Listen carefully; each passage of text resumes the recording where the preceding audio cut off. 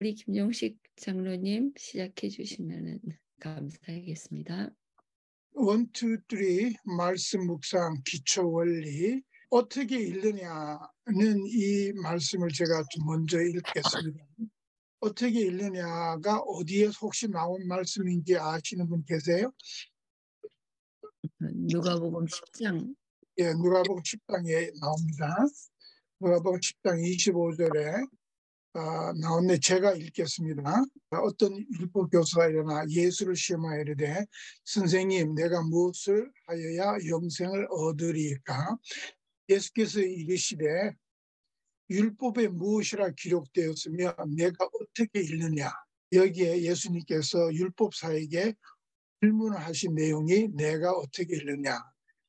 이 율법사가 어떻게 해서 영생을 얻으리까 하고 예수님을 시험하고자 질문을 했는데 예수님께서 그 질문을 받으시고 오히려 그 율법 교사에게 율법에 무엇이라고 기록이 되었냐, 또 너는 그 율법을 어떻게 읽느냐라고 이렇게 말씀을 하셨어요. 그러시면서 이제 그 사마리아인에 대한 얘기를 여기서 하셨습니다.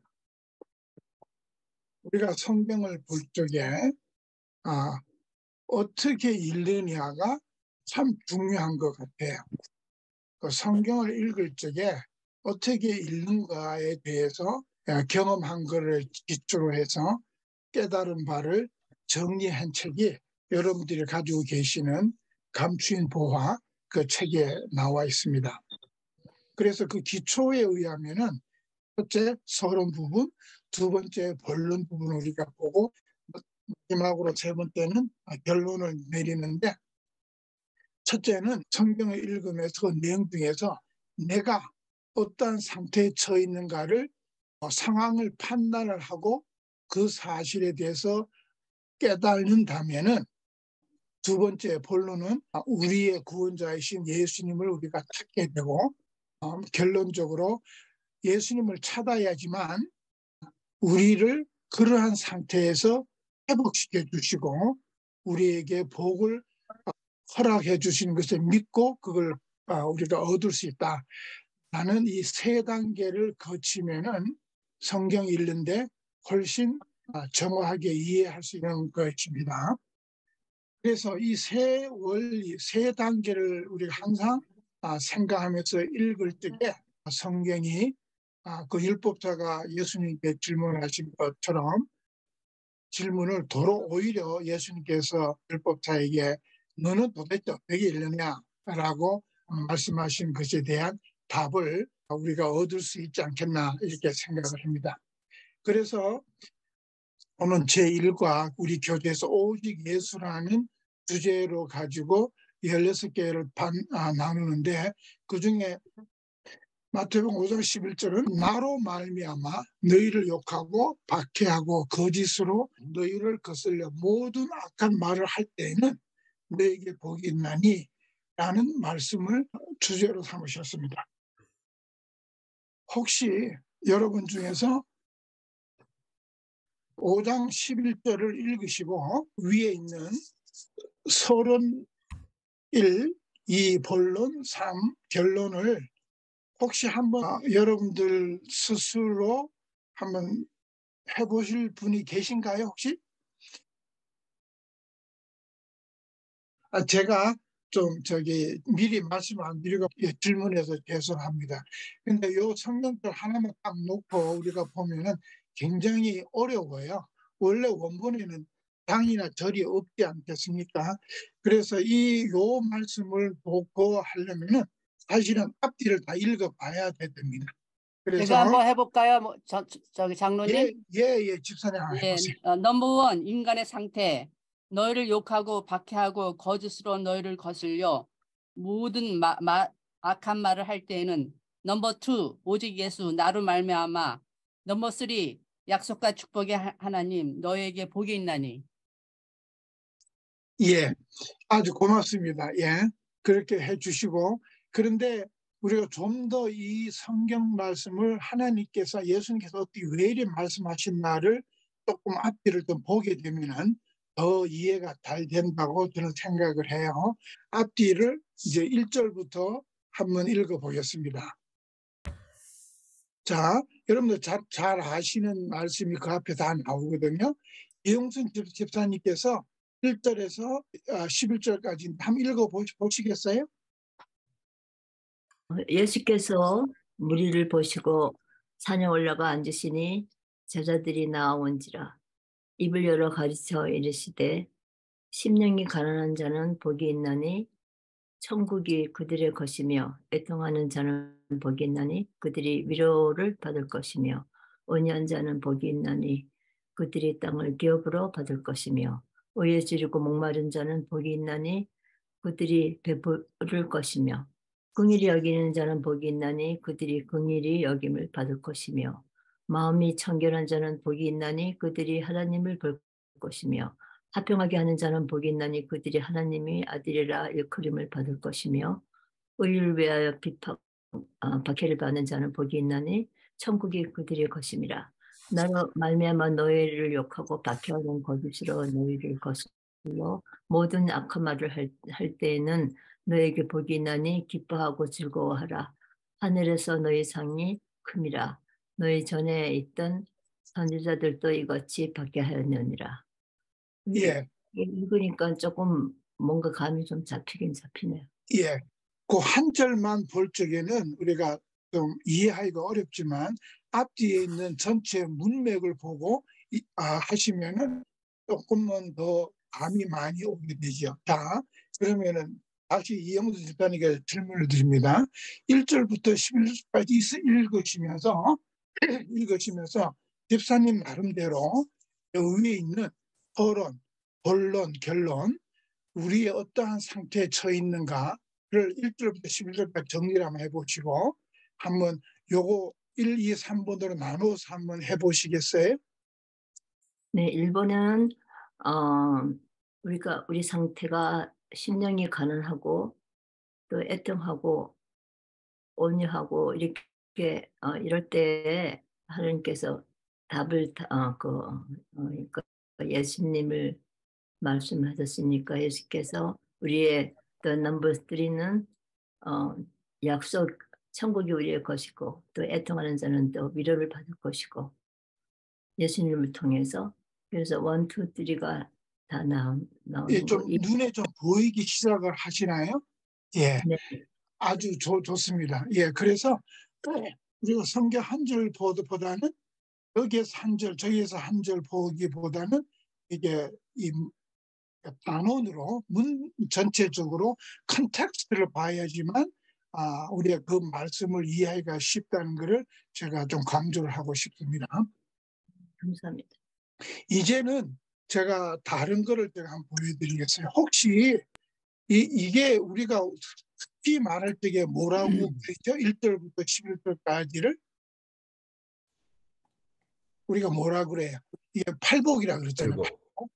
팔복이라는 말씀이 마태복음에 나오는데 이 팔복이 다른 사복음서에서도 나오나요? 나오지요. 어디에 나오냐면은 누가복음에 나옵니다. 6장에 보시면은 김진은 집사님 요거 좀 읽어 주시겠어요? 누가복음 6장 17절. 예수께서 그들과 함께 내려오사 평지에 서시니 그 제자의 많은 무리와 예수의 말씀도 듣고 병 고침을 받으려고 유대 사방과 예루살렘과 두로와 시돈의 해안으로부터 온 많은 백성도 있더라. 예, 누가복음에 나오는 6장에 있는 말씀은 마태복음 5장에 나와 있는 산상복음하고 내용이 똑같습니다. 같은 사건을 마태는 마태복음에 이런 식으로 기록을 했고 누가복음에 나름대로 또 이렇게 했어요. 근데 제가 여기서 두 가지를 제가 집어놨습니다. 제가 저희 볼트 페이스를 했는데 마태복음의 서론은 어디에서 얘기를 하셨다고 나오죠? 산에서 5장 1절. 산에서 앉으셔서 제자들이 나온지라. 그래서 제자들에게 말씀하신 것을 산에서 말씀하셨다고 해서 우리가 흔히들 산상보훈이라고 부릅니다. 이렇게 산상설교라고 부릅니다. 그런데 이상한 거는 누가복음에서는 누가는 어떻게 서술을 했냐면은 어디에 서서 말씀을 하신다고요? 평지. 평지에 서서 말씀하신다고 기록을 했습니다.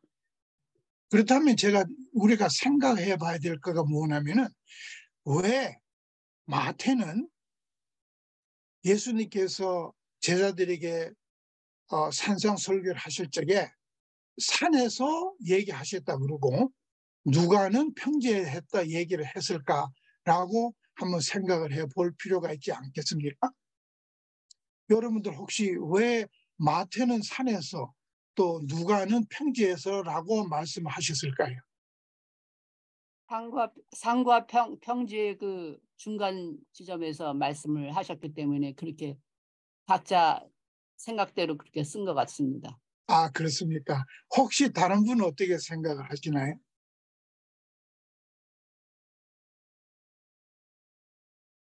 예, 저는 아까 어느 분이 말씀하시려고 예, 그러셨나요? 말씀하시는 분하고 듣는 사람들의 자리가 틀리기 때문에 그래서 그렇게 하지 않았을까 하는. 예, 예. 이거를 어떻게 그렇게 중요한 건 아니지만 한번 들어보셔서 공감을 하시는지 한번 생각을 해보시기 바랍니다. 마태는 이 예수님을 어디서부터 시작을 해서 보냐면은 유대의 그 아브라함 족속, 아브라함으로부터 시작이 된 유대 민족이라는 것을 굉장히 강조하는, 다시 말해서 구약에서부터 시작이 돼서 이게 내려오는 구약과 신앙이 전혀 다른 것이 아니라 같은 맥락에서 보는 점을 강조했던 사람이라고 얘기를 들으면서 그게 굉장히 맞는 얘기다라는 거 제가 동의를 했습니다. 이 마태가 구태여 산에서 예수께서 말씀하셨다는 것은 산이라는 것을 강조했을 적에 마치 뭐에 연관을 지으려고 노력을 했다고 하냐면은 출애굽기 19장 20절 모세가 이스라엘 백성들을 애굽 땅에서 끌어내서 홍해를 건너서 시내산에 이를 때까지 시내산에서까지 왔는데 시내산에서 하나님께서 모세를 그리로 부르시니 모세가 올라가매라고 하는 기록이 출애굽기 19장 20절에 나옵니다. 하나님께서 이스라엘 백성들을 끌어내시고 하나의 그 민족을 이루시기 위해서 하나님께서 이스라엘 백성들에게 뭐를 주셨냐면은 이 시내산에서 계명을 주셨어요. 그 십계명을 돌비에 직접 새기셔서 모세에게 줘서 이스라엘 백성들이 꼭 지켜야 할 것들을 이렇게 선포로 하신 것이 바로 시내산입니다. 그 사실을 아는 마태는 예수님께서 이 지상에 오셔서 천국이 이르렀다 회개하라고 하는 침례 요한의 그 아주 선포적인 그 말씀을 뒤이어서 예수님께서 이 천국의 그 한 당신의 나라를 시작할 적에 산에서 마치 모세가 하나님께서 받은 그 계명을 받은 것처럼 이 제자들에게 산에서 지금 설교를 시작하시는 첫 번째 설교를 묘사를 하실 적에 모세가 시내산에서 받은 그거를 연결시키기 위해서 누가는 평지라고 했지만 마태는 산으로 강조를 했다는 말씀을 듣고 과연 이 오늘의 본문 산상설교는 이 새로 시작하는 지금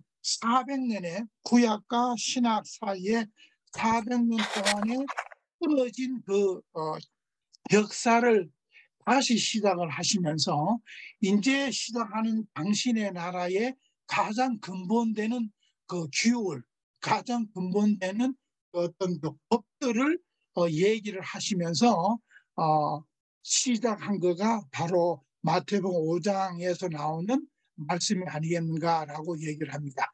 그래서 8복을 말씀하시면서 첫째 복을 말씀하시면서 천국을 말씀을 하셨고 마지막 8째 복을 의를 위하여 박해를 받는 자를 얘기하시면서 다시 천국으로 결론을 맺고 있는 것을 볼 때에 바로 하나님이 운영하시는 하나님이 치료하시는 이 나라는 이러한 것들로 이루어진다고 말씀하시는 그가 아니겠는가라고 생각을 해서 제가 이렇게 하이라이트를 했습니다. 그래서 그다음에 두 번째는 이 한국말로 번역이 된 것에는 우리가 어느 것이 강조가 된 것을 참 알기가 어렵습니다. 심령이 가난한 자, 첫째로 말씀하실 적에 심령이 가난한 자는 복이 있다고 말씀하시면서 천국을 유업을 받을 것이라고 말씀을 하셨어요. 그러면 이 한국말의 어순을 보게 되면은 심령이 가난한 자는 조건으로 이렇게 보여요. 이게. 그리고 애통하는 거, 온유하는 거, 의에 줄이는 자, 긍휼히 여기는 자, 마음이 정결한 자, 화평하는 자, 의를 위하여 박해를 받아야지만 이러한 것들을 복을 받는 거로 이렇게 번역이 되어 있다고 이 성경학자들 얘기를 해요. 그런데 원전을 보게 되면은 그렇지 않다는 거예요. 그걸 보고 제가 깜짝 놀랐는데 마태복음 5장 3절을 제가 들어가 보겠습니다. 그러면은 여기에 원전을 한번 보자고요. 어떻게 어순이 되어 있나 하면은 제가 먼저 영어로 보겠습니다. 영어로 보면은 영어 한번 저기 읽어 주실 수 있는 분이 계시나요? 저 오효건 장로님. Blessed are the poor in In spirit. the spirit. 자, 제일 먼저 나오는 단어가 뭐예요? Blessed. 예,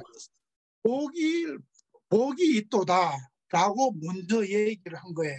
그래서 제가 이제 근래에 히브리어를 조금 배우고 있는데 히브리어는 그 문맥적인 언어라고 얘기를 합니다. 헬라어와 마찬가지로. 그래서 히브리 동사를 보게 되면은 주어가 없이도 동사의 어떤 이게 3인칭, 주어인지 1인칭, 2인칭이 알 수가 있어요. 동사만 보면은 이게 주어가 뭐라고 볼 수가 있는데 히브리어에서 주어가 앞에 오면은 주어를 다시 강조할 적에 주어를 앞에 쓴다고 그럽니다. 그래서 어순, 그러니까 단어의 순서를 어떤 것을 강조하느냐에 따라서 어순을 정한다고 그래요. 헬라어도 마찬가지입니다. 그래서 헬라어의 번호에 가깝게 번역된 거 영어가 블레스드라는 복되도다 하는 거가 먼저 돼 있어요. 그래서 여러분들이 원전을 한번 다시 보시면 여기 헬라어에 여기 제일 첫 번째 마카리오이라고 돼 있어요. 이게 복이라는 뜻이에요. 이게 제일 먼저 나와 있습니다. 마카리오 이게 제일 먼저 나와 있는데 이 얘기는 무슨 얘기냐면은 우리 한국말에는 심령이 가난한 자는 복이 있나니라고 복이 나중에 나오는데 원전에는 복이라는 단어가 먼저 나와 있다는 거예요. 그래서 복이 강조가 되어 있습니다. 따라서 복이 그러니까 심령이 가난한 자가 조건적인 것이 아니고 이미 주어졌다는 것을 말씀을 하는 거예요. 그러니까 다시 말씀드리면은 복이 있는 자여 당신들은 심령이 가난합니다 라는 뜻이 원래의 뜻에 가깝다고 번역이 된 겁니다. 그래서 한국말로 번역이 된 거가 상당히 이게 잘못 번역이 되어 있다는 거예요. 그래서 장로님. 다시 읽어드리면 잠깐만요. 다시 읽어드리면은 여기에서 심령이 가난한 자는 복이 있나니 천국이 그런 그걸 더 정확하게 번역을 한다면은 복이 있는 자들이요 심령이 참으로 가난합니다. 당신들은 천국을 받을 것입니다. 라고 번역을 해야 된다는 거예요. 예, 장로님 말씀해 주세요. 아니, 됐습니다. 장로님이 반복해 주셔서 예, 그걸 제가 예, 반복해 주셔서 확실히 이해하게 됐습니다. 예. 그래서 여기에서의 우리의 그 이제 다시 올라가서 우리의 상태가 어떻게 처해져 있는 것을 깨달으면은 우리 엄유수 목사님의 그 방법에 의하면은 우리 사람의 상태를 먼저 깨달으면은 우리가 예수님을 찾는다고 그랬는데 자 여기서 1절에서 우리의 상태 어떠한 상태인가요? 심령이 가난하지 않는 상태가 우리의 상태인 거예요. 원래는. 아멘. 아멘. 그리고 애통을 할 수 없는 상태가 우리의 상태예요. 온유하지 않는 거가 우리의 상태인 거예요. 그리고 긍휼히 여기지 않는 거가 우리의 상태인 겁니다. 그리고 마음이 청결하지 않는 그 상태가 우리의 상태인 거예요. 그러한 상태인데 우리는 긍휼도 모르고 애통도 모르고 심령이 가난하지도 않고 온유하지도 않은 이런 상태인데 예수님 때문에 우리가 그렇게 될 수 있고 그렇게 되는 반면은 그것이 바로 우리가 천국을 유업으로 받을 수 있다라는 거가 오늘의 마태복음 1장에서 11장까지 나오는 말씀이 오늘 이 서론, 본론, 결론을 이렇게 지을 수가 있는 겁니다. 현재 상태는 우리가 자 이제 역사적인 사건을 조금 말씀을 드리면은 이때 예수님께서 말씀하실 때는 유대 나라가 누구의 속국에 있었던 거예요? 로마. 로마 속국 이전에는 누구의 속국에 들어가 있었어요? 헬라. 그렇죠? 헬라 이전에는 누구의 속국에 있었어요? 메데파사. 메데파사 전에는 누구의 속국에 가 있었어요? 바벨론. 바벨론으로 다 포로로 잡혀갔잖아요. 유대인들이. 포로로 잡혀간 다음에 지속적으로 바벨론 다음에 메데파사 나라 다음에 헬라 다음에 로마의 속국에 있었는 전체 기간이 몇 년이었어요? 400년이었어요. 400년 동안 속국에 있으면서 이 그 복이라는 그 단어가 완전히 바뀌어졌습니다. 그래서 이 로마 나라의 속국에 있을 적에는 의가 어떤 것이 의였냐면은 내 아버지가 어떤 사람한테 아주 이렇게 핍박을 받아서 만약에 잘못해서 죽임을 당했다 그러면은 아들인 나는 반드시 원수를 찾아서 원수를 갚아야지만 내가 의의를 생기는 거예요. 그러한 그 문화적인 영향권에 살아온 유대인들이었어요. 꼭 원수를 갚아야 돼요. 그리고 다른 사람을 억압을 해서 내가 이겨야지만 내가 유명한 사람이 되는 겁니다. 그러한 문화적인 배경에서 유대 민족들도 구약 당시에는 어떤 사람이 복이 있다고 얘기를 했냐면은 어떤 사람이 복이 있다고 그랬어요? 시편에 말씀을 듣는 사람. 예, 그게 복이 있다고 그랬는데 400년이 지나면서 그게 다 없어져 버렸어요. 우리가 일본 나라에 37년간 우리가 일본 나라의 그 통치를 받는 동안에 모든 한국말은 없어지고 한국 사람 이름도 개명을 다 하고 일본식으로 나라 이름을 다 개명을 하고 일본 나라 말을 배우고 37년 동안인데도 그렇게 된 거예요. 무려 400년 동안 여러 나라의 강대국에 의해서 통치를 받은 유대인들은 모든 문화가 말살된 상황이었습니다. 그런 상황에서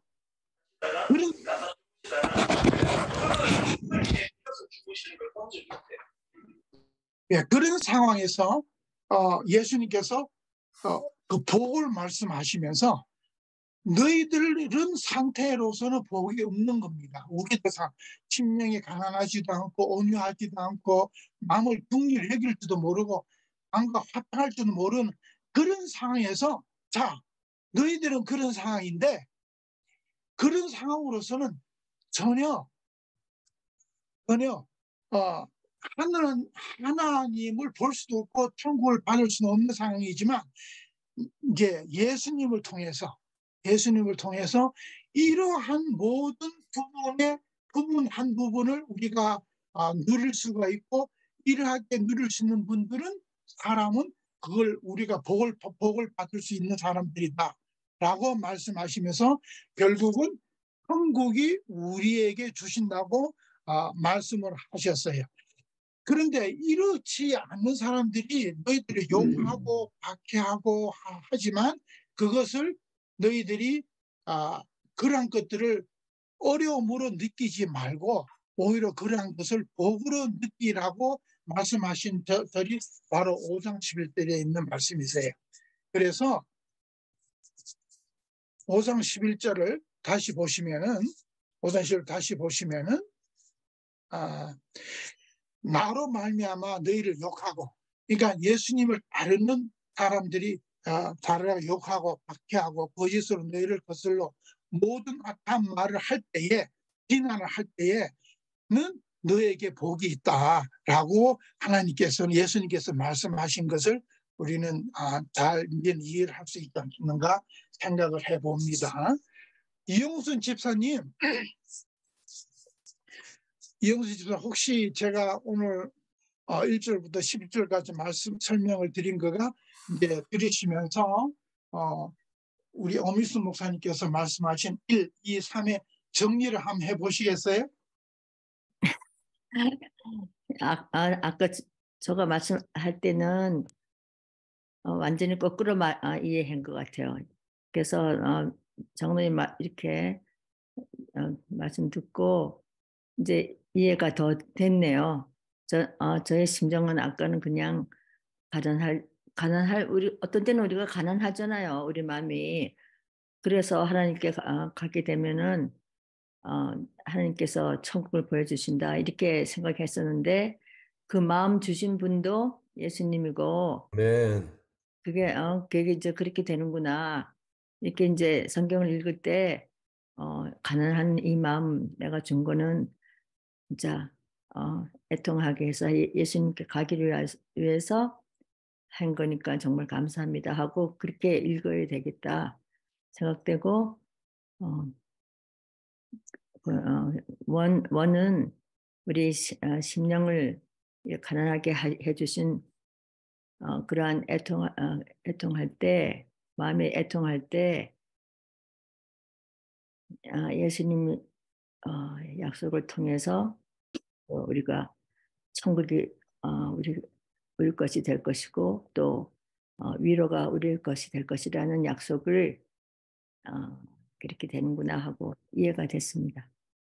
여기에 긍휼히 여기는 자는 복이 있나니 그들이 긍휼히 여김을 받을 것이요 라는 말씀을 좀 강조를 하고 싶습니다.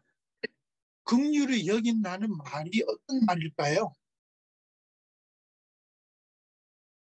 남을 불쌍히 여기는 거. 예, 불쌍히 여기는 건데 그 원어를 보게 되면 이런다고 그래요.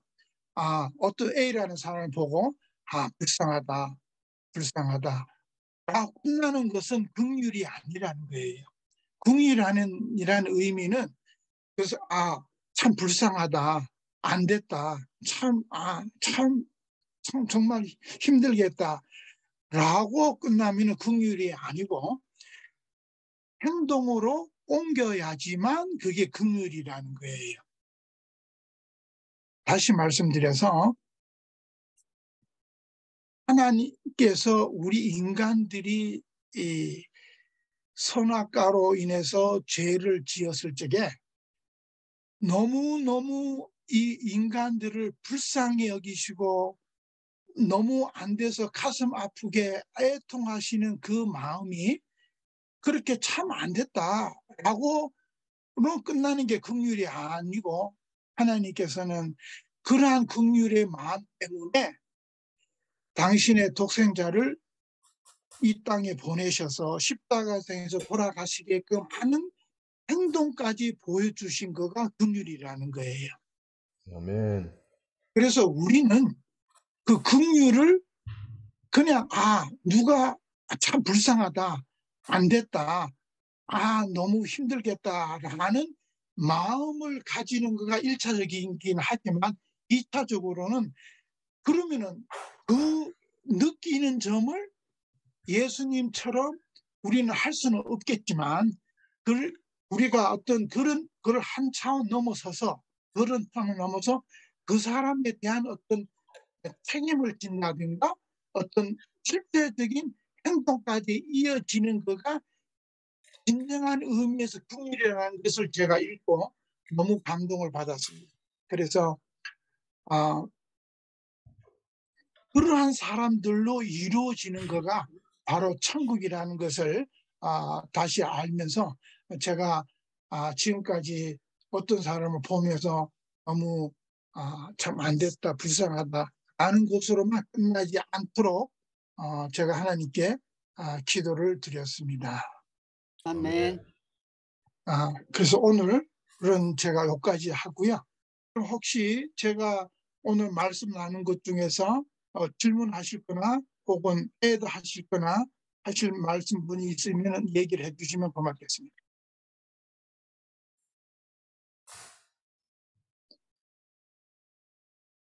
세라 조집사님 한 말씀 해주세요. 오늘 말씀 중에서.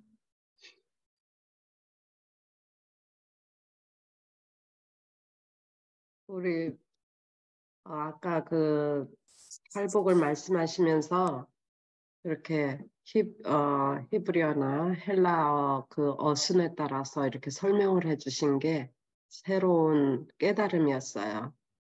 예. 그래서 그런 방법으로 읽고 생각을 하게 되면 또 다른 깨달음으로 복을 받겠구나. 참으로 내가 성경을 읽을 때 그냥 우리 한국식 어순으로 읽잖아요.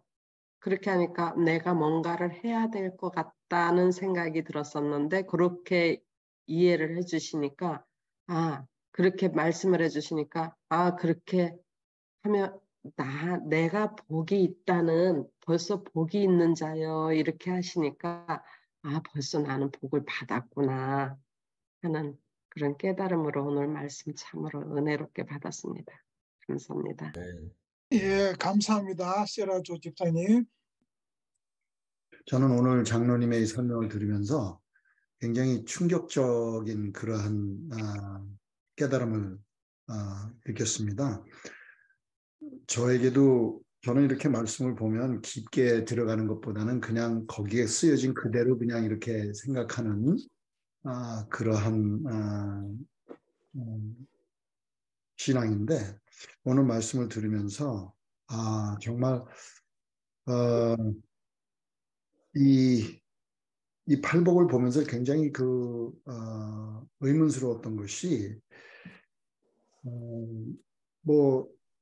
이렇게 애통하는 자, 심령이 가난한 자, 애통하는 자 복이 있다 이렇게 하는 것 그냥 그런 대로 제가 받아들였는데 마음이 청결한 자, 화평케 하는 자, 의를 위하여 핍박을 받은 자 나는 이게 아니다. 그래서 거기서는 제가 그냥 나의 상태로구나 그렇게 이해를 했었는데 3절과 4절에서 심령이 가난하고 애통하고 이러는 거는 나도 심령이 좀 가난한 것 같기도 하고 슬픈 일이 있을 하고 그런 생각을 했었거든요. 왜냐하게 되면 제가 신앙을 하기 전에 옛날에 제 여동생이 이제 갑자기 이제 세상을 떠났을 때 한 목사님이 오셔가지고 예배를 드려주면서 애통하는 자는 복이 있나니, 그러니까 이제 저는 그 당시에 애통했으니까, 동생을 잃은 마음으로 애통했으니까 그 위로를 받을 것이로구나, 이렇게 그냥 피상적으로 생각을 했는데, 오늘 말씀을 들으니까 나는 애통도 할 수 없는 처절한, 애통하지 못하는 아주 강팍한 인간이로구나. 정말 내 스스로는 아무것도 할 수가 없는 그러한 뭐 긍휼히 여기지도 못하고 청결하지도 못하고 화평케 하지도 못하는, 그거는 이해를 했었는데, 아예 전체적으로다가 이렇게 볼 때 나는 이 모든 면에서 처절한 그러한 인생이로구나 하는 것을 내가 깨달으면서 너무 감사했습니다. 아멘. 감사합니다. 예. 이영희 집사님 이제 예. 언뮤트를 하신 것 같은데. 예. 예. 예. 저도 역시 앞에 두 분이서 말씀하신 그대로 정말 원어를 그렇게 설명해 주시니까 제가 이렇게 늘 읽던 그런 이 팔복의 말씀이 완전히 좀 약간 뒤집혀지는 그런 것을 느꼈어요. 언젠가 우리 오효근 장로님께서 늘 기도할 때 같은 기도보다는 또 이렇게 팔복을 늘 이렇게 읽으면서 그 기도의 그 내용이 그렇게 되면 참 도움이 많이 되겠다는 그런 말씀 제가 기억이 나서 그렇게 늘 어떤 저녁에 아니면 아침에도 이 팔복 말씀을 갖다가 좀 묵상을 했거든요. 근데 오늘을 기해서 또 조금 새로운 방법으로, 완전히 다른 방법으로 묵상을 하겠습니다. 네, 너무 감사했습니다. 네. 예, 감사합니다. 예, 오성애 집사님 뭐 좀 말씀해 주시겠어요? 이 오늘 본문에 대해서? 저도 여러분이 얘기하신 거 공감하고요. 여기 심령이 가난한 자, 애통하는 자, 온유한 자, 그 의에 줄인 자, 이게 아까 장로님이 설명해 주실 때 정말 우리는 내가 할 수 없는 거, 내가 할 수 없고 내가 전혀 나는 할 수 없는 것을 우리가 예수님을 만났을 때 예수님은 나를 이렇게 복이 있는 사람으로 만들어 주신다는 거. 저도 김대건 목사님이 항상 이렇게 가끔 얘기해 주실 때 그분의 그 솔직한 아주 있는 그대로의 말씀을 얘기해 주실 때 굉장히 저는 공감이 되고 그 솔직하신 그분의 마음이 굉장히 이렇게 청결하다 이렇게 좀 느껴졌어요.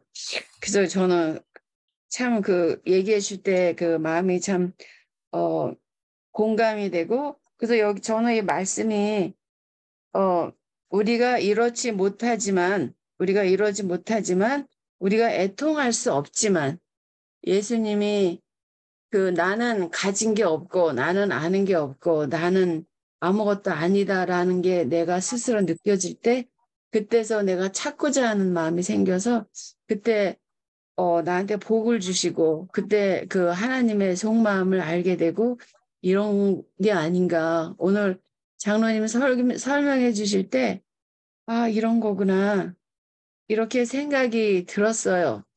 그리고 123 바이블 묵상에 이제 견지어서 123을 얘기를 하면 나는 심령이 가난하지도 못하고 나는 애통할 줄도 모르고 나는 그거를 할 줄을 몰라. 나는 아무것도 할 줄 모르는데 내가 찾고 찾아서 예수님이 나한테 와주셔서 내가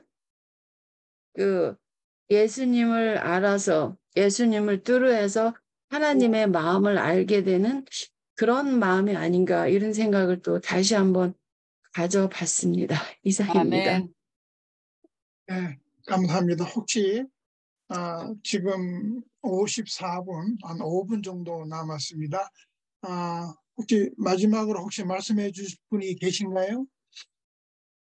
정말 이렇게 하니까 너무나 이해가 쉽게 되네요. 우리 김종식 장로님께서 여러 가지 이렇게 헬라 그런 거, 히브리어 그런 거 하여튼 보여주면서 하니까 원어를 보여주면서 하니까 더 이해가 빠르고요. 너무나 이렇게 하나님께 감사해요. 우리 반에 이렇게 보석밭 같이 빛나는 아주 그냥 능력 좋으시고 믿음 좋으신 분들을 보내주신 물음 알면 우리가 더 잘 깨닫게 해주셔서 너무나 우리 주님께 영광 돌립니다. 아멘. 할렐루야. 제가 좀 물어볼 건데요. 예, 집사님 말씀하세요. 예. 아까 저기 장로님께서 긍휼에 대해서 말씀하셨는데 제가 알고 싶은 거는 이거 한자에서 왔는지 혹은 이거 원래 한국말이었는지 그걸 좀 더 알고 싶고, 그다음에 제가 지금까지 오늘까지 이 즉시에까지도 무엇이 제일 이해 안 되는가 하면 아까 그 김진은 집사님도 이야기했지만은 우리는 아무것도 할 수 없기 때문에 예수님께서 우리에게 다 해주시니까 그 다음에는 희미한 감이 가요. 근데 그러면 우리는 아무것도 할 수 없으니까 그러면 아무것도 하지 말고 가만히 있는가? 저는 절대 그렇게 생각하지는 않아요. 근데 많은 목사님들이나 장로님들이나 집사님들께서 내 생각에 믿음이 아주 좋다고 절실하다고 느끼는 분들도 이제 우리는 아무것도 할 수 없기 때문에 그저 하나님 혹은 예수님 다 해주시는 대로 그 다음에는 확실한 내게 딱 이렇게 와닿는 그 말씀을 들어 못 봤어요. 근데 저는 어떻게 생각하는가 하면 우리는 아무것도 할 수 없는 건 사실이고 정말 그렇다는 것을 저도 느꼈습니다. 그러나 우리가 아무것도 할 수 없다고 해서 우리는 예수님에게 하나님께만 이거 하고 가만히 있어야 되는가? 그것도 또 아닌데 저희 이해는 저희 느껴진 거는 우리는 아무것도 할 수 없기 때문에 예수님을 잘 아시고 예수님을 뜻을 따라서 우리도 열심히 하고 정말 열심히 따라가야 되는데 그럼 우리가 어떻게 따라가는가? 어떻게 해야 되는가? 이걸 지금도 잘 이렇게 이해 못하겠어요. 그래서 저희 조금 하나 더 이야기하고 싶은 건 내가 어머니를 그렇게 사랑하는데 어머니 마음을 내가 정말 알기 때문에 어머니가 좋아하고 어머니가 기뻐하는 것을 내가 항상 하고 싶어 하는 이런 마음인데 그러나 어떤 데는 어머니께서 조금 이렇게 이상한 것도 있지만 그러나 그것을 반항하지 않고 그저 이렇게 묵묵히 따라주는 걸. 근데 이걸 어떻게 분석했으면 좋겠는지도 아무것도 나는 할 수 없기 때문에 그는 가만히 그저 따라가라. 그것을 좀 잘 이야기 듣고 싶어요. 예, 윤신자 집사님 감사합니다. 첫째 질문은 이제 긍휼, 그는 영어로는 mercy라고 번역이 돼 있어요. mercy라고 돼 있는데 그거는 이제 옛날에 우리 그 한국말로 번역한 분들이 대부분 다 한학자였어요. 그래서 이 한문 성경에서 이렇게 따왔습니다. 그래서 긍휼은 한문에서 온 겁니다. 그래서 그렇게 돼서 돼 있고요. 그다음에 찾아보겠습니다. 예, 그 집사님께서 말씀하신 우리가 할 수 없다 그러면은 뭐 가만히 있으면 되느냐라고 이렇게 말씀하셨는데 제가 이해하기로는 첫째 단계는 우리가 인간이 할 수 있는 거가 과연 뭐가 있는가? 우리는 아무것도 할 수 없다라고 낮은 처지, 그러니까 어린아이 같은 마음, 어린아이가 정말 자기 아빠한테 응석을 부리는 것처럼 그때에 아빠가 아이한테 해줄 수 있는 거, 막 그런 식으로 생각하시면 좋은데요. 그래서 우리가 할 수 있는 게 뭐냐? 우리가 이것처럼 매일 이제 그 말씀 묵상을 하면서 하나님께서 우리에게 주시는 그 말씀을 깨닫고 듣고 거기에 대해서 순종하는 거죠. 우리는 아무것도 할 수 없지만 계속적으로 하나님께서 나한테 주시는 말씀을 듣는 거가 가장 중요하지 않나 그렇게 생각을 합니다. 그렇게 들을 적에 우리 마음속에 열매가 맺히고 또 하나님께서 이뻐하시는 그러한 사람으로 우리가 바뀌지 않겠나 하는 것을 제가 생각하는데 혹시 대답이 된지 모르겠습니다. 윤신자 집사님. 좀 이해가 됐는데요. 근데요, 또 뭔가 하니까 우리가 그러면 항상 묵상하고 항상 예수님이 말씀을 이렇게 그대로 따른다 하는데 왜 지금 지금까지 이 모양인가? 그것도 너무 이상해. 예. 어떻게 따라야 그게 실천되는가? 그게 예. 너무 이렇게 안타까워요. 그런데 예. 제가 한 말씀 좀 드려볼게요. 이 바리새인이 기도와 서기관 뭐 그런 사람들의 기도 중에서 바리새인의 기도를 들어준 이유는 뭐냐면 바리새인은 가슴을 치면서 나는 죄인으로서이다 하면서 막 한탄하면서 저를 불쌍히 여기서 그렇게 기도했는데 그 서기관이나 뭐 그 바리새인의 기도는 나는 뭐 며칠 동안 금식하고 11금 잘 내고 나는 저 사람 같지 않고 그런 기도를 안 들어줬어요. 그러니까 그 이유는 뭐냐면은 인간은 이 자기가 죄임을 깨닫고 하나님께 모든 것을 구하고 예수님께 기도함으로 말미암아 그분들께서 이루어지시는 거지. 이 교만하고 방자한 이 바리새인하고 서기관처럼 자기의 의로 천국에 가려고 그러는 사람들은 예수님께서 그런 사람들을 받아주시지 않는다는 뜻이잖아요. 그래서 우리가 할 수 있는 건 하나도 없다는 것이 그 뜻으로도 해석될 수 있을 것 같습니다. 예. 공희진 사모님. 감사합니다. 예, 어저께 저는 오늘 팔복에 대해서 공부할 거다 해서 이제 산상보훈을 좀 이렇게 읽어봤어요. 근데 거기에서 보면은 그 예수님께서 이 지금 우리가 가지고 있는 이 심령이 가난하고 애통하고 또 온유, 의에 줄이고 목마르고 긍휼 또 마음 청결 화평 의를 위해 핍박 악한 말을 들을 때 이러한 모든 것들을 차근차근 설명해 주실 때에 거기에 예수님께서 우리에게 이러한 마음을 주시는 것은 복을 주시기 위한 것이라는 것을 이렇게 어렴풋이 이제 깨달았는데요. 오늘 우리 장로님께서 말씀해 주시는 것을 듣고 보니까 이게 더 이제 좀 큰 그림으로 이해가 되네요. 그래서 제가 이거 조금 몇 군데만 이렇게 읽어드릴게요. 그럼 오늘 말씀에 혹시 이게 좀 이렇게 요약이 되지 않을까 그런 생각이 들어서요. 예, 우리가 당신의 사랑을 받을 가치가 있는지 묻지 않으시고 우리를 가치 있게 해 주시기 위하여 당신의 풍성한 사랑을 부어주신다.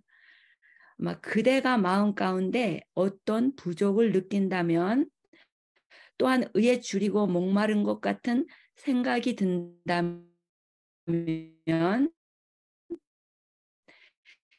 이것은 그리스도께서 성령의 선물을 하여 그대를 위하여 해주시고자 그대의 마음에 역사하고 계신다는 증거이다.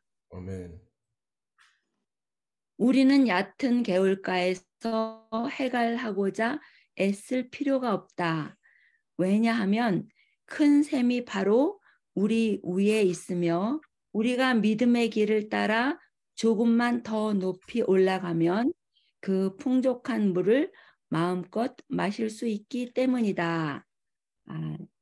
예, 조금 더 읽어드릴게요. 여기서 애통하는 자는 복이 있나니 저희가 위로를 받을 것이며 여기서 애통이라고 하는 말은 진정한 마음으로 죄를 슬퍼하는 것을 의미한다. 예수께서는 내가 땅에서 들리면 모든 사람을 내게로 이끌겠노라 라고 말씀하신다. 그래서 사람이 십자가에 들리신 예수님을 바라볼 때는 인간의 죄가 무엇인지 분별하게 된다. 그는 영광의 주님을 징벌하고 십자가에 못 박히게 한 것이 죄라는 것을 깨닫는다.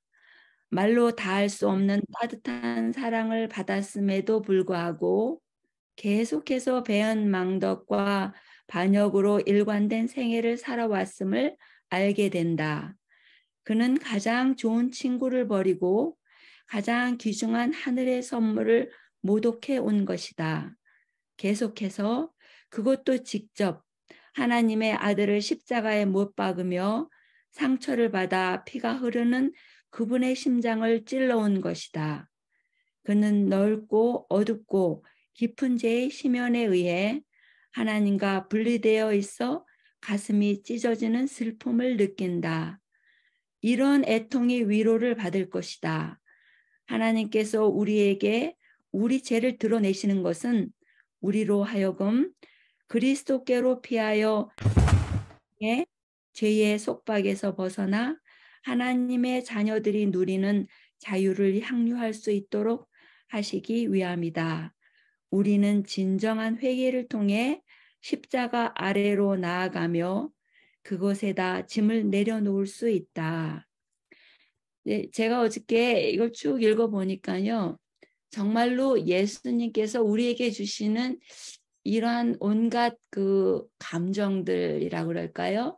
이러한 것들은 복을 주시기 위해서 우리에게 느끼게 하신다는 것을 이렇게 깨닫게 됐어요. 그래서 예수님께서 주시는 이 모든 이 아픔과 고통과 이런 것들이 큰 축복이 될 수 있다는 그러한 것을 이제 깨달았고 오늘 참 여러분들의 말씀을 통해서 정말로 예수님이 역사하실 때 그때는 우리가 복을 받지 않을 수가 없구나. 이제 이런 것을 이제 생각해 봤는데요. 이제 우리 한 사람 한 사람들이 깨닫는 게 틀리고 또 이렇게 느끼는 게 틀리고 또 다른 환경 속에 있잖아요. 그러한 것이 이렇게 같이 모아져서 이게 참 큰 복이 되는구나. 이제 이것을 이제 느끼게 됐습니다. 그리고 이제 오용훈 장로님이 가르쳐 주실 때에 그 깨달음이 틀리고 우리 김종식 장로님이 또 주시는 또 깨달음이 틀리고 아까 말씀하셨듯이 아주 단순하게 있는 그대로 솔직하게 말씀하시는 김대건 목사님이 주시는 그 또 느낌이 또 깨달음이 또 틀리고 그래서 우리 각자 참 우리 여기 함께하는 우리의 모든 한 영혼들이 참 보석과 같다는 생각이 저도 들었습니다. 그래서 한 사람 한 사람이 한 말 하고 느끼는 것이 모아져서 정말 천국을 이루는구나 그런 생각을 해봤습니다. 예, 감사합니다. 아멘. 시간이 많이 갔는데 기도하고 원하시는 분들 제 말씀을 조금 애드해도 될까요? 아니면은 네, 말씀하세요. 기도하기 전에 오이곤 장님 먼저 말씀하시고 그다음에 기도를 마치죠. 네. 장로님 아까 마태복음 5장 좀 다시 띄워 주시겠어요? 예.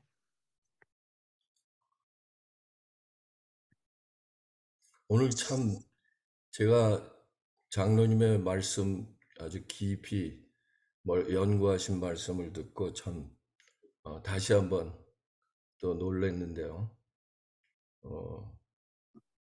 또 다른 분들 여러분들이 이렇게 또 김 장로님의 말씀을 들으시고 또 느낀 점들을 말씀하시니까 제가 아주 감명을 많이 받았습니다. 네, 우리가 이거를 좀 쉽게 이해하고 기억하기 위해서 여기 장로님이 두 개로 나누셨잖아요. 이게 굉장히 중요하게 저는 생각이 되는데 이 말씀을 우리가 전체적으로 볼 때 말이에요. 전체적으로 볼 때 이 귀결을 11절로 장로님이 하셨잖아요. 여기 모든 악한 말을 할 때 너에게 복이 있나니 기뻐하고 즐거워하라. 그 말씀을 귀결로 볼 때요. 지금 여러분들이 다 말씀하시고 특히 그 공사모님이 읽으신 말씀 중에서 우리에게 복을 주시기 위해서 우리의 마음을 그렇게 이끄신다. 그죠? 참 좋은 말씀이죠? 네. 그 이끌 때에 우리가 받아들이거나 받아들이지 않는 것은 우리의 몫이죠. 그죠? 윤신자 집사님 아까 그 질문의 핵심일 것 같은데요. 예를 들어서요. 내가 암이 걸렸는데 난 몰랐었는데 고기를 먹어서 암이 걸렸다고 누가 얘기를 했다면은 그것을 내가 만약 그것을 믿고 내가 암을 치유받고 싶다면은 제일 먼저 할 일이 뭐예요? 고기를 끊어야죠. 그죠? 끊기 위해서는 내 냉장고에 있는 고기들을 다 버려야 되겠죠. 그죠? 네. 네. 고기까지 우리가 할 수 있잖아요. 그죠? 그렇죠. 근데 그것도 안 하고 고기를 끊으려고 그러면 어떻게 되겠어요? 그걸 볼 때마다 먹고 싶겠죠. 그죠? 그렇죠. 그러나 마찬가지로 이 누가복음 15장에 왜 탕자의 비유가 나오잖아요. 네? 근데 그 탕자의 비유를 보면은요, 이런 말씀이 나와요.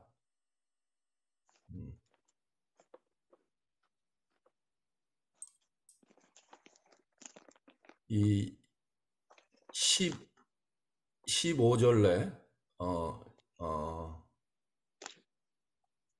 제가 올릴까요? 네, 제가 네, 올려주시면 더 좋고요. 정확히 장수를 15장 얘기해 주세요. 15장 12절서부터 한번 올려주시면 되겠어요. 네, 아주 참 좋은 말. 이게 지금 아까 여러분들이 생각하고 의문 가졌던 말이 여기 다 나와요. 공감은 누가복음 15장. 네, 누가복음 15장. 네, 누가복음 15장이요.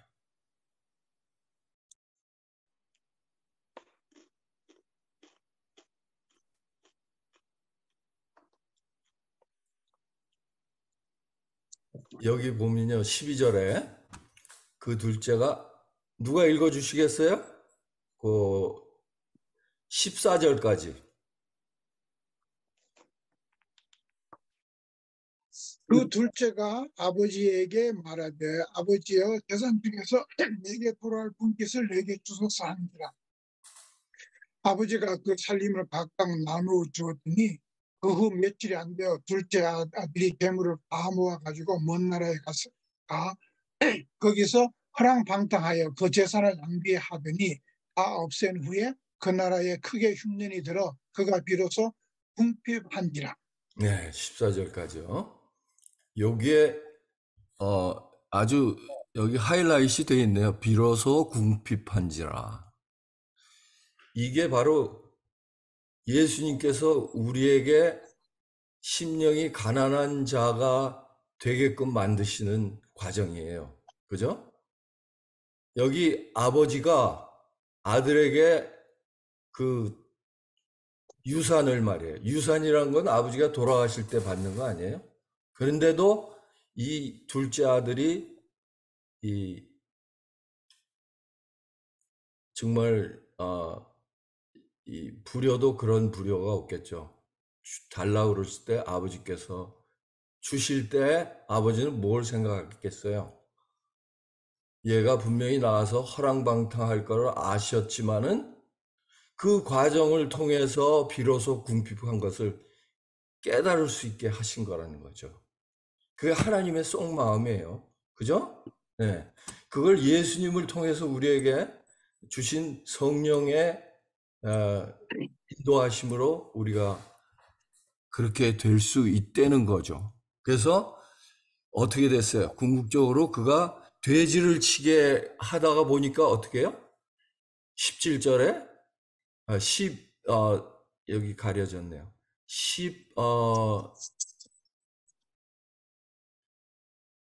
쥐엄 열매를 16절에 쥐업 열매로 배를 채우고자 하되 그것조차도 주는 자가 없었다는 거죠.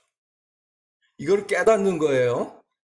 이거는 지금 실제로 그가 경험하는 거면서 자기 마음에 깨닫는 거. 이게 중요한 거예요.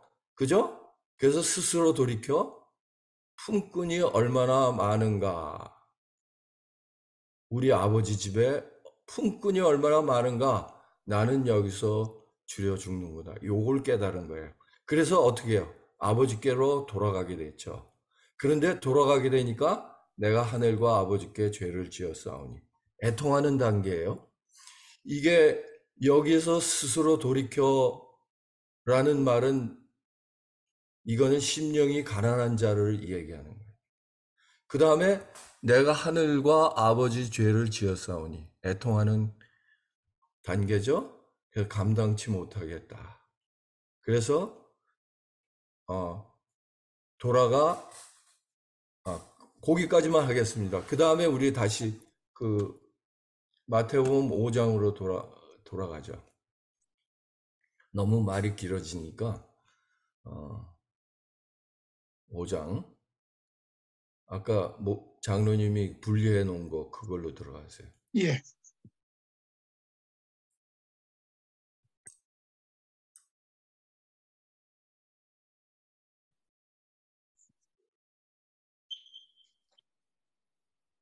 네, 감사합니다. 저기 엄석 목사님이 이 강의하실 때 그런 말씀을 하셨죠.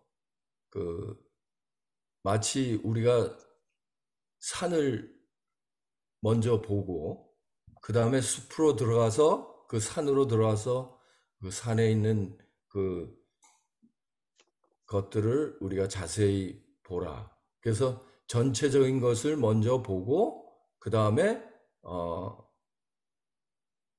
이 세세한 거로 들어가라.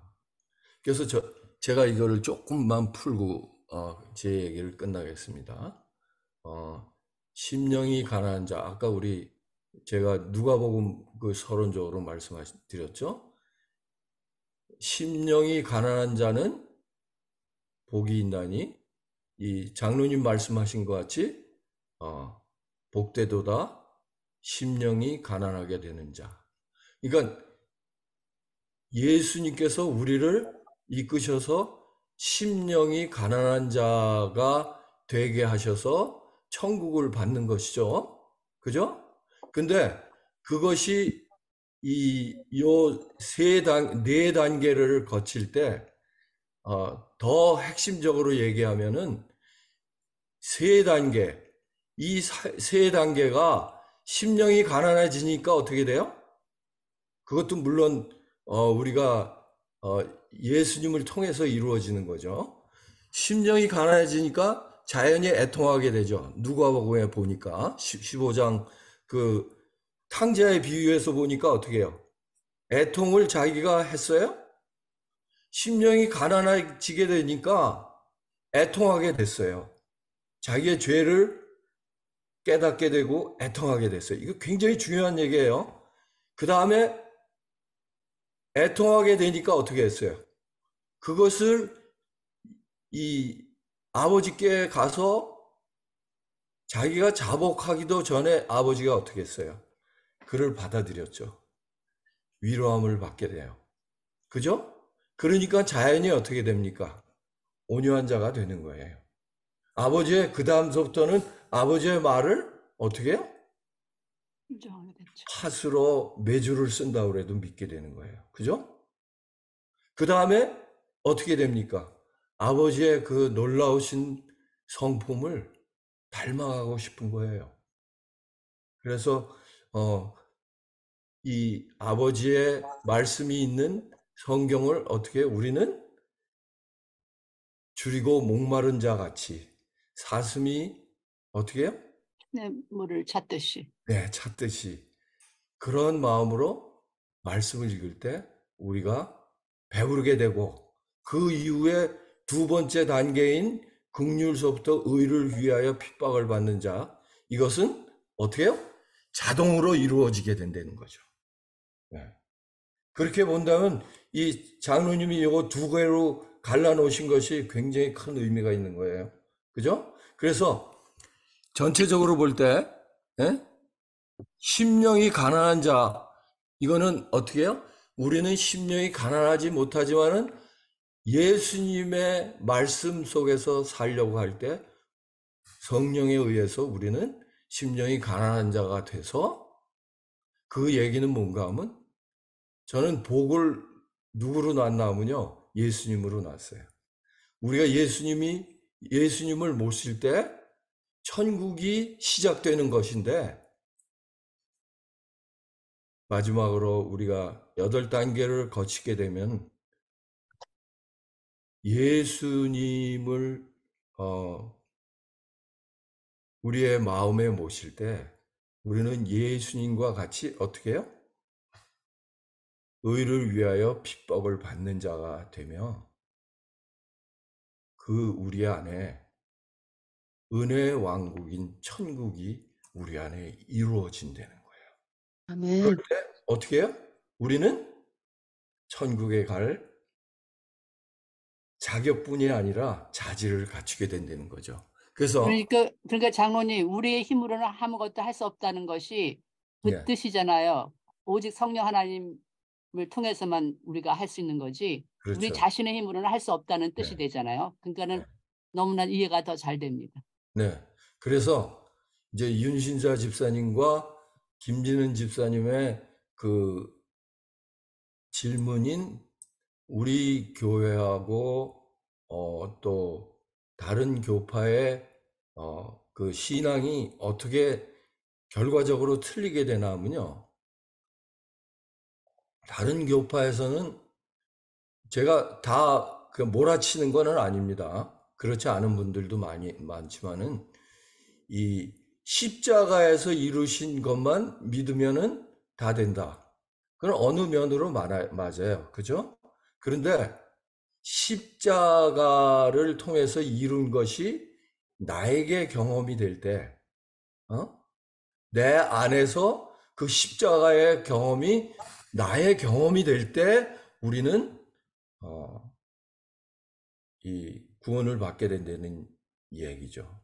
그러니까 그거를 어떻게 해요? 우리 교회에서는 그걸 그렇게 받아들이고 내가 그것을 이루려고 노력하는 것이 율법주의적이요, 바리새인적이고, 또 그것이 안 되니까 그냥 믿기만 한다. 그것은 뭐예요? 복음주의가 되는 거죠. 싸구려 복음주의가. 그러니까 둘 다 양면이 문제가 있는 거예요. 근데 그 중간에 들어와서 우리는 십자가에서 이루신 예수님의 공로가 우리 안에서 경험이 돼야 되는데, 그 경험이 돼야 되려면은 내가 이루는 것이 아니라 우리가 예수님을 성령을 통해서 모실 때 이루어진다는 거죠. 그래서 여기에서 이제 제가 이 한 가지만 드리고 말씀드리겠습니다. 그래서 우리가 전체적으로 이거를 보았죠. 그 다음에 세부적으로 들어가서 이 하나만 얘기하겠습니다. 제일 중요한 거니까. 심령이 가난한 자는 복이 있나니 천국이 그들의 것이며. 그래서 복이 있나니, blessed are 그랬죠? 저 영어에서도. 그래서 히브리에서도 먼저 나온다고 그랬죠? 그래서 그거나 마찬가지로 저는 이렇게 봤어요. 복이 있다는 것은 결국 뭐예요? 누구를 모신 자가 복이 있어요? 우리 주님을. 예수님. 네, 예수님을 모신 자. 이게 복되다, 복이 있다. 복이 있는 자는 예수님을 모신 자인데, 예수님을 모신 자는 심령이 가난하게 되기 전에는 예수님을 모실 수 없다. 그런데 그 심령이 가난하게 되는 것도 성령께서 우리를 이끄실 때 우리가 따라가는 사람이 될 때 예수님이 우리 안에서 계시게 되고 그것은 곧 뭐예요? 천국이 시작되는 것이다. 아멘. 그죠? 아멘. 네. 그래서 애통하는 자도 온유한 자도 의에 줄이고 목마른 자도 긍휼히 여기는 자도 마음이 청결한 자도 화평케 하는 자도 의를 위하여 핍박을 받는 자도 어떻게 해요? 결국은 우리가 심령이 가난해져서 예수님을 우리가 모시는 복된 사람이 될 때 천국이 시작될 것이요. 그것들이 다 단계적으로 이루어져서 천국이 완전히 이루어지는 놀라운 경험을 하게 되는 거죠. 그래서 이것을 제가 조금만 더 얘기할게요. 너무 길어지는데 그 출애굽기 20장에 보면은 뭐가 나와요? 십계명이 나오죠. 그 십계명 장로님 잠깐 또 띄워주시겠어요? 네. 그 십계명에 이제 띄우시는 동안 제가 말씀드릴게요. 십계명의 첫 번째 세 계명이 뭐예요?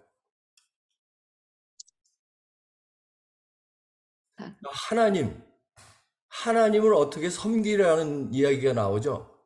그죠? 이 얘기가 결국은 뭐예요? 심령이 가난해지는 단계예요. 그러니까 내 자신을 믿었던 모든 것들, 마치 이 유산을 믿고 혼자 나가서 자기의 모든 것을 써버리는 그러한 이 자만심으로 가득 찬 것을 하나님을 섬기는 단계 속에서 이게 우상을 버리라는 거, 다른 신들을 두지 말라는 거, 또 뭐예요? 2절이요. 2절에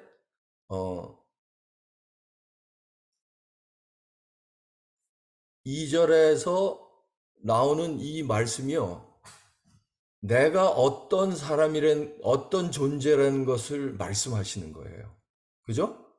정말 너희가 종이 되어서 결코 나올 수 없는 그러한 노예 상태에서 내가 온갖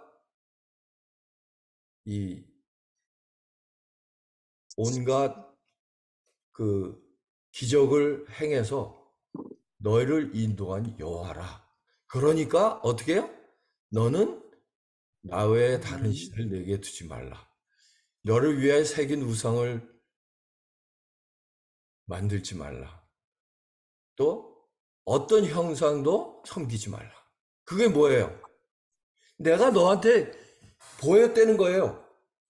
예수님, 하나님이 너희들에게 몸소 경험하게끔 내가 어떤 사람인지 어떤 존재인지를 경험하게 했으니까 너희들 그렇게 하라. 그쵸? 그러니까 누가복음 15장의 말씀하고 이거를 견주어 볼 때 또 마태복음의 5장에 나오는 말씀을 견주어 볼 때 하나님께서 먼저 예수님을 통해서 우리에게 그것을 보여주셨다는 거예요. 그죠? 그래서 어떻게 해요? 보여주셨기 때문에 너희들은 심령이 가난한 자가 돼서 그 다음에 놀라운 것은요. 이 넷째 계명이 뭐예요? 우리가 너무 잘 아는 넷째 계명. 안식일을 기억하여 거룩하게 지켜라. 네. 그래서 마음이 가난해져서 천국에 보기 시작된 사람들은 자기의 그 죄됨을, 자기의 그 악함을, 자기의 자기만 생각하는 그 생각들을 애통하게 된다는 거죠. 그렇게 되면 어떻게 해요? 예수님 앞에서 우리가 버리게 된다는 거죠. 그러면 온유한 자가 돼서 이 나중에 어디까지 이루어요? 다른 사람들을 긍휼히 여기는 자가 된다는 거죠. 그래서 지금 아까 장로님 말씀하신 그 말씀이요. 그 말씀을 다시 돌아갑시다. 거기 제가 끝나겠습니다. 너무 길어지니까. 요 네 단계요. 처음에 네 단계를 우리는 매일매일 답습을 해야 돼요. 답습을 하게 되면 그 다음에 네 단계는 우리 안에서 이루어지는 겁니다. 네. 그래서 그게 뭔가 하면요. 아까 안식일에 대해서 얘기했죠? 이 안식일의 경험이 요게 의에 줄이고 목마른 자의 경험과 긍휼히 여기는 자의 복이 있나니 그들이 긍휼히 여김을 받을 것이며 요 단계. 그러니까 전체적으로 볼 때 요 네 단계와 요 네 단계가 연결되는 고리예요. 안식일. 그 안식일을 보면은 뭐예요? 이제 그 전에 1, 2, 3 계명은 하나님을 어떻게 섬길 것인가를 이야기하신 후에 안식일을 주면서 어떻게 해요? 안식일에 너희가 이 마음의 모든 이기심을 버리고 정말 내 안에 유하는 객일지라도 또 하물며 짐승일지라도 노예일지라도 그들을 쉬게 하려는 그 놀라운 그 자비심, 긍휼하심을 베푸는 것을 우리가 프랙티스 할 때, 우리가 그거를 경험할 때, 안식일마다 경험할 때 그 다음에 이르는 놀라운 복이 우리에게 이루어진다는 겁니다. 제가 거기까지만 하겠습니다. 죄송합니다. 너무 길게 끌어서. 그래서 오늘 우리 김 장로님의 그 깊은 성경 연구를 통해서 우리가 더 박해한, 더 깊이 들어가는 말씀을 우리가 배울 수 있었고, 또 여러분들의 그 느낌을 말씀해 주셨고, 너무나 저는 좋습니다. 네, 이런 말씀이. 그래서 우리가 지금 2번 했죠? 3번 했나요? 3번 했는데 점점 더 깊어가는 제가 기대감을 갖고 여기에 오신 우리 모두는 복이 있는 자들일 것 같아요. 네, 아멘. 네, 감사합니다. 김대건 목사님 기도해 주시면 감사하겠습니다. 감사하신 하나님, 저희들이 오래전에 함께 모여서 정말 어떻게 하면 내가 성경을 더 잘 깨닫고 깊이 깨닫고 또 전할 수 있는가 훈련을 받고 또 이제 새로운 또 과정을 저희들이 시작을 했습니다. 오늘 귀한 또 연구와 말씀을 주신 우리 장로님께 하나님께서 은혜를 베풀어 주셔서 저희들이 함께 은혜 받을 수 있게 해주셔서 감사합니다. 아멘. 철저하게 죽을 수밖에 없는 죄인들, 아무것도 할 수 없는 저희들이 이렇게 예수님께서 주시는 말씀을 통해서 깨달아 가면서 생명을 얻고 갈 수 있게 이끌어 주셔서 감사합니다. 아멘. 간절한 마음으로 함께하는 한 심령 하나님께서 긍휼히 여기시고 하늘의 은혜로 복을 내려 주셔서 저희들의 생애가 하나님께 영광이 되어지고 하나님께서 주시는 복을 나누는 통로가 되어줄 수 있도록 은혜 베풀어 주시옵소서. 또 아멘. 우리 함께하는 우리 반생들 마음에 바라는 모든 소원들이 하나님 안에서 아름답게 이루어질 수 있도록 이끌어 주시고 축복하여 주시옵소서. 아멘. 다음 만날 그때까지 우리 있는 처소에서 하나님의 은혜와 돌보심으로 살아가게 해주시고 또 다시 만날 때 감사함으로 모일 수 있도록 은혜 베풀어 주시옵기를 예수님의 이름으로 기도하옵나이다. 아멘. 감사합니다. 네, 감사합니다. 리코딩 너무 감사합니다. 수고하셨습니다. 감사합니다. 감사합니다.